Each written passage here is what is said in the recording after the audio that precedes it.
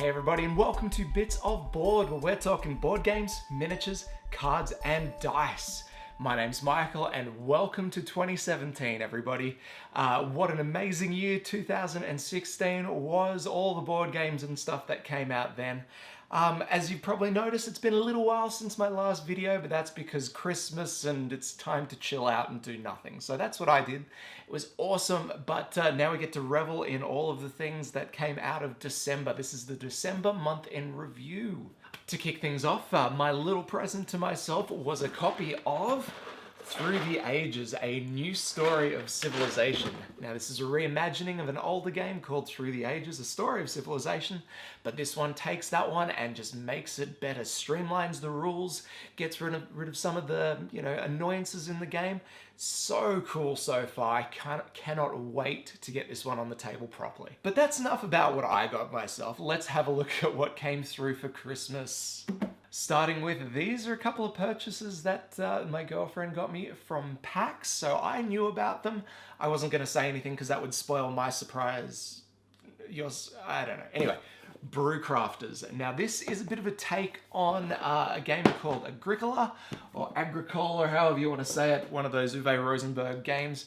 And it takes, farming, providing for a family, and replaces it with crafting beer. And I like beer, I like board games. This is a good combination for me. Yet to get it to the table, yet to learn it because their rulebook is ginormous.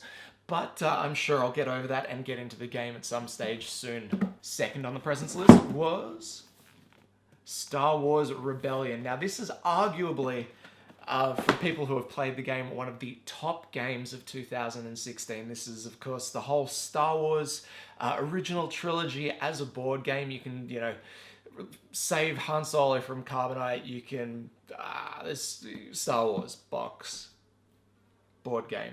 That's what you can do, okay?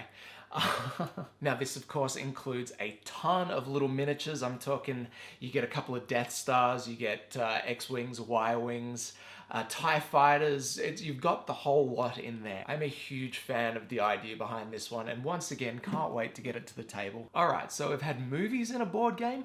Why not go video games in a card game? This is Bloodborne, the card game. And now this one takes one of my most beloved PlayStation games and brings it to the table in a card game form, which is kind of interesting considering there are so many cool monsters in the game that could be taken into miniatures. But we have Dark Souls, the board game, coming out for that soon, so we'll shush about that for the moment. Bloodborne, the card game, is all about running some dungeons with friends, trying to, kill enemies as best as you can while sort of take that in your friends and just... It's not a very fair card game. It's a lot of fun, but it's not one of those fully cooperative card games. This is one where you're going to be cooperative just as long as you get the most out of the encounter. Very cool themed board game from the guy that brought us Blood Rage. What can I say? This one is bound to be a hit on my table. I'm going to get back to you once I've had a couple of games with this one as well. Seriously though, if I haven't been able to get these two games to the table, why haven't I? And that's because there are other games that have just suck. All right. I've been tossing up in which order to show you these ones because it's kind of like always best for last. Anyway. Terraforming Mars. Now, this is a huge... this is one of those ones that had so much hype behind it. It's one of the Trillion Mars games that came out last year or have been announced last year.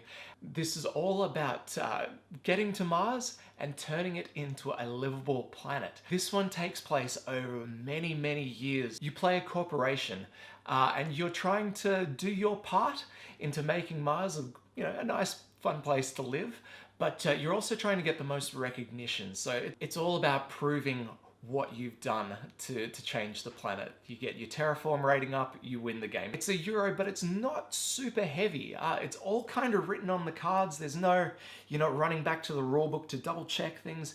This is a game that tells you how to play as you're playing it, and it is one of my favorite things about this game. This has hit the table enough times solo and, with multiple players that I know that this one is such a keeper.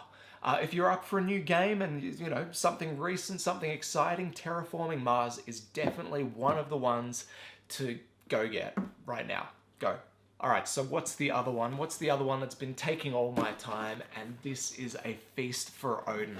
Now, this is a huge game from Uwe Rosenberg, the guy that did Agricola, Caverna, and a bunch of others that I actually don't have yet. But this one continues, well, as far as my experience goes with the games. You've got Agricola, which is like a fairly tight Euro game. Moving into Caverna, where it's, yes, still got plenty of options. You've got a couple of paths to victory. It's great. It's big. That's fantastic.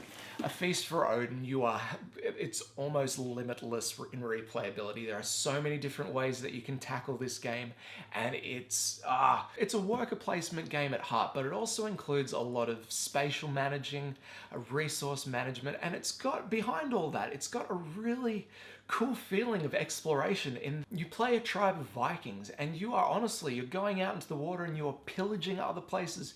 You are finding new areas to lay claim to and sending out settlement parties and stuff. You're whaling, you're farming. This game has got so much cool stuff in there that the box is, it's pretty big. It's not your normal size game box, because this one has got so much stuff in it. This is the Viking lifestyle in a board game.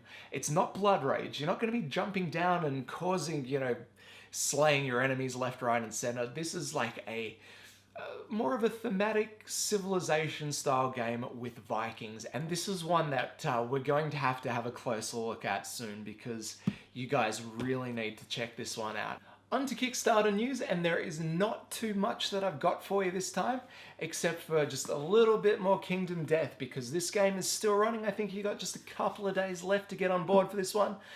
This is a game that I've been playing a lot this holiday, and I just still can't get enough of it. And I cannot stress how much you need to get on board with this game now before you have to track it down on eBay for thousands and thousands of dollars. This is a keeper. This is a game that's going to last you so many hours and miniatures for a lifetime, I swear. Check it out if you haven't already. Kingdom Death Monster. This one is going to take your board game shelf by storm. All right, let's check out what came through from Kickstarter this month, and there are quite a few. We're going to get started with one of the ones that I've been looking forward to playing the most. This is a little card game called Multi-Universum that I picked up with a copy of the Project Cthulhu. That's not going to... Yes, more Cthulhu, okay, but still a very tight card game, set collection. Very nice indeed, all wrapped in a neat little box.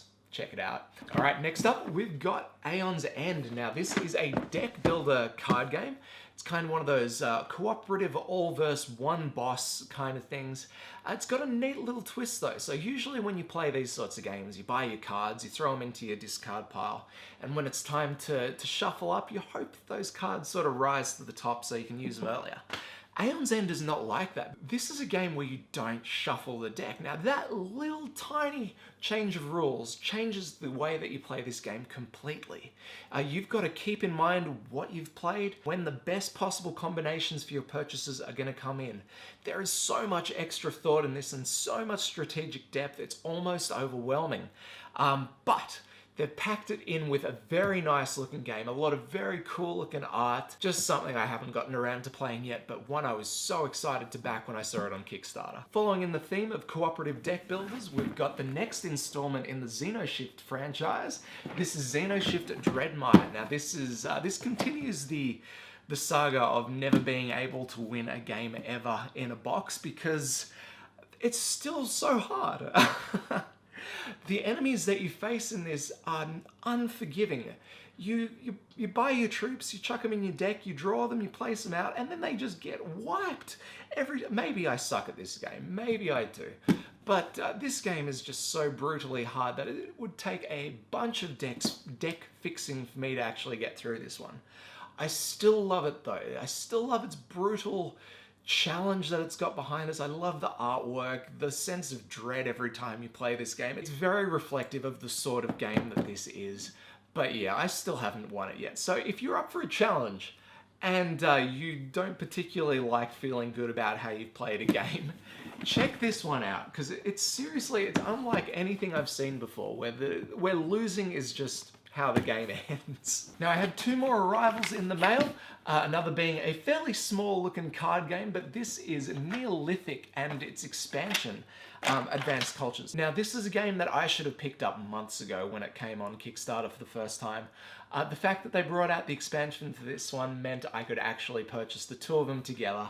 It's a very tight little 2-player card game where you're building cavemen civilizations. Simple as that. You're going to be breeding, you're going to be hunting, you're going to be doing things that cavemen do to try and score the most points at the end of the game. It's got multi-use cards where you've got to decide on the best way to play the cards at the right possible time. And that's about all there is to it. The base game is a deck of cards, okay? And what this game achieves with that deck of cards is unheard of. This is the sort of game that is schooling potential designers out there on how to make a tight game with very little wiggle room and a lot of fun in the box. Check it out. And last but not least, I have Vivarium. Now this is a strategy board game that combines elements of area control, deck building, and variable player powers to make a hit of a game. So this is, players control different species of animal, including tigers, snakes, humans are in there as well. And their mission is to survive, and survive well. So they breed, they create new animals and to send out into the wild, to conquer new areas. All the while trying to manage this system using your instincts to further develop your species while combating the fears that can come up. It's a very cool theme. And it does so many things right. So this is one that you guys have got to check out if you can. Highly recommended by me here. So yeah. Alright guys, so that is a wrap for December and a wrap for 2016. I hope to bring you a closer look at most of these board games down here, just so you can get a better idea of what they're all about. But yeah. So with that, 2016 done and dusted, onward to 2017. Happy New Year to you all out there, and I hope you had an excellent holiday break. Did you get any new board games over the break? Let me know in the comments below. We'll have a chat. Tell me why I should have got them.